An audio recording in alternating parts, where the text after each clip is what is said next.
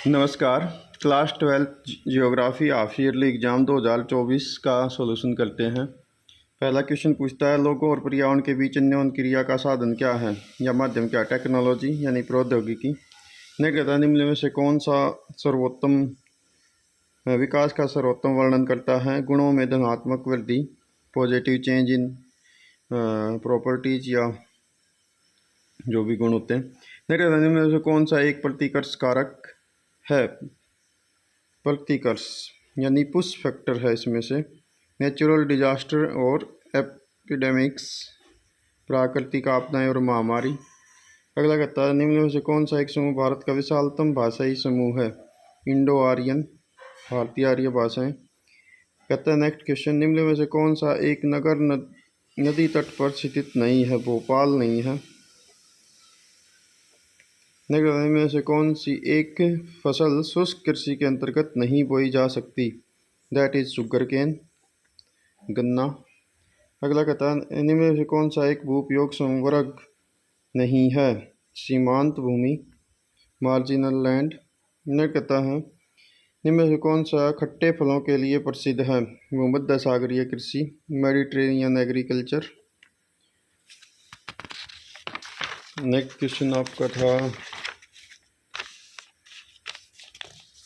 देश में प्रयुक्त कुल जल का सबसे अधिक समानुपात किस क्षेत्र में यूज किया जाता है?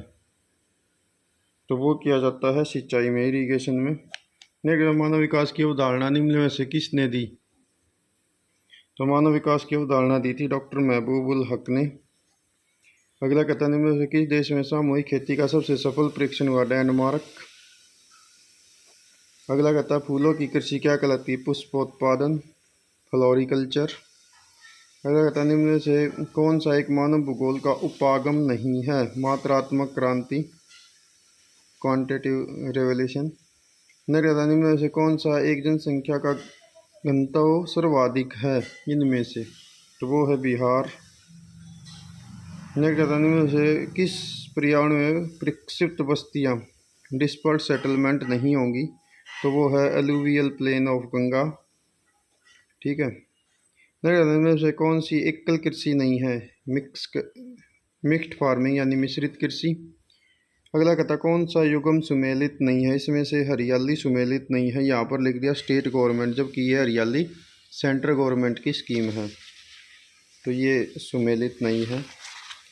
अगला कहता है, चित्र देख के आपने बताना था यह किस प्रकार की कृषि प्रणाली है? तो ये है कॉमर्शियल ग्रेन फार्मिंग। ठीक है, कॉमर्शियल ग्रेन फार्मिंग। तो नेक्स्ट आपसे पूछता है, यह किस क्षेत्र में की जाती है? तो ये मध्य अक्षांशों में की जाती है। मध्य अक्षांशों में जैसे prairie, steppes, veld, downs, pampas, इन सब क्षेत्रों में। अगला कहता है, इसकी प्रमुख फसल कौन सी है? तो इसमें प्रमुख फसल है व्हीट, गेहूँ इसमें होता है। अगला ऐसा ही एक सोर्स बेस्ड क्वेश्चन आपसे पूछा है पेंडा के बारे में। कह रहा है यहाँ पेंडा का क्या अर्थ है? उसका अर्थ होता है फॉरेस्ट। अगला कह रहा है, पेंडा समुदाय की आर्थिक एक्टिविटी क्या है? वानिकी यानी फॉरेस्ट्री। नेक्स्ट कहता है, वे माता प्रकृति के रूप में किसे मानते हैं? तो वे मानते हैं नेचर को, मदर नेचर। अगले क्वेश्चन आपने 3 नंबर के और 5 नंबर के कर ही दिए होंगे, तो ऐसा ही नेक्स्ट क्वेश्चन देख लेते हैं क्या था। तो नेक्स्ट आपसे मैप से रिलेटेड पूछा गया है, तो मैप के टॉपिक आपके ये थे। ठीक है, तो ये टॉपिक आपके पूछे गए थे, तो इसको करते हैं सीधा मैप पर। सबसे पहले आपसे ए से जी तक के पॉइंट पूछे। कह रहा है, निर्माण और संग्रहण का क्षेत्र जहाँ ए रिप्रेजेंट किया गया है, तो यहाँ आएगा कॉन्गो बेसिन। ठीक है। नेक्स्ट आपसे पूछा है जलवासी का एक एरिया, ये आएगा सहारा डेजर्ट। नेक्स्ट आपसे पूछा वाणिज्यिक पशुधन पालन का एक क्षेत्र, सी भाग, तो ये आ जाएगा ऑस्ट्रेलिया। ठीक है।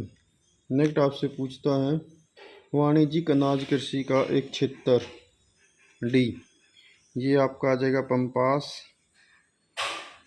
अर्जेंटीना में। नेक्स्ट आपसे पूछता है मिक्स एग्रीकल्चर का एक एरिया, तो ये है वेस्टर्न यूरोप। नेक्स्ट आपसे पूछता है रेंडियर पालन का एक क्षेत्र, तो ये आ जाएगा आर्कटिक रीजन।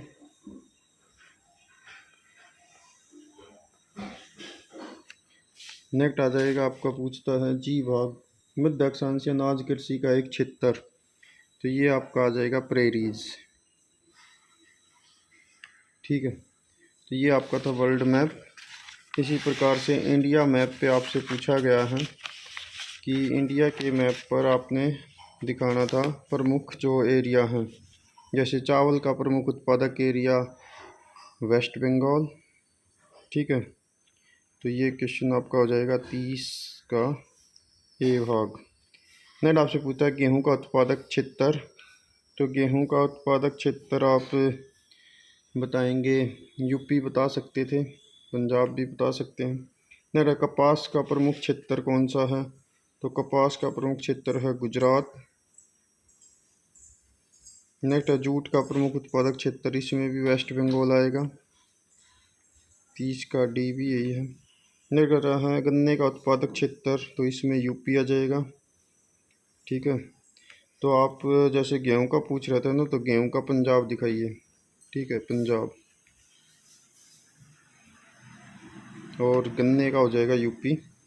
नेक्स्ट रहा है चाय का प्रमुख उत्पादक क्षेत्र, ये आपका आ जाएगा आसाम। नेक्स्ट आपसे पूछा कॉफ़ी का प्रमुख उत्पादक क्षेत्र, तो ये आपका है जी यानी कर्नाटका।